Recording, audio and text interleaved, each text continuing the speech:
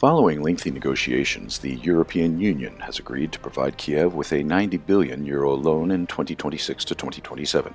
The funds are allocated strictly to two main areas, the budget and defense. €30 billion will cover the state budget deficit and pay teachers, doctors, civil servants, and pensioners. The remaining €60 billion will go toward procuring weapons, ammunition, and military equipment, as well as investing in Ukraine's defense industrial complex. Clearly, Ukraine's economy cannot function independently. Without foreign financial assistance, the government cannot provide basic necessities such as salaries for doctors and teachers.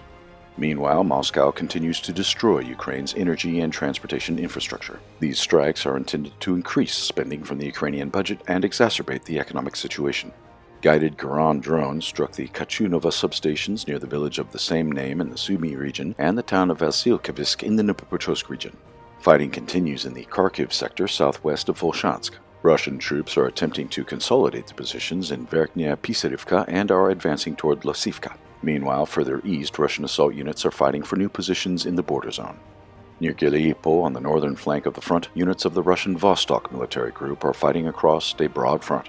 They are gradually pushing Ukrainian troops out of the vicinity of Oleksandrivka. This sector had been relatively quiet for a long time, but now Russian troops have concentrated their efforts toward the Volcha River.